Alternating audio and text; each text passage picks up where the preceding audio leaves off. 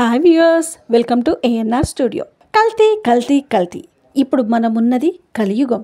ఈ కలియుగం అంతా కల్తీమయం. తినే ఆహారం కల్తీ అయిపోతుంది.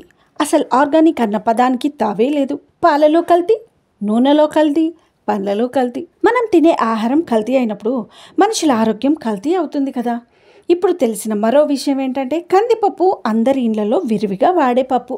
అది కూడా కలుషితంగా అయిపోయింది. కందిపప్పులో కేసరి పప్పును కలుపుతున్నారు. చూడడానికి అలాగే ఉంటుంది, కానీ అది పసుపు పచ్చ కలర్లో ఉండదు. అందుకోసం పసుపు పచ్చ కలర్ని దానికి యాడ్ చేసి కందిపప్పులో కలుపుతున్నారు. కాకపోతే దాని ఆకారం త్రికోణాకారంలో ఉంటుంది. దానికి టాట్రాజిన్ అనే ఎల్లో కలర్ యాడ్ చేసి కందిపప్పులో కలుపుతున్నారు. దీన్ని తినడం వల్ల శరీరంలోకి క్యాన్సర్ కణాలు వచ్చి చేరుతాయని ఆహార నిపుణులు చెప్తున్నారు. ఈ కేసరిపప్పు కలుపు మొక్కలలో ఎక్కువగా పెరుగుతుంది.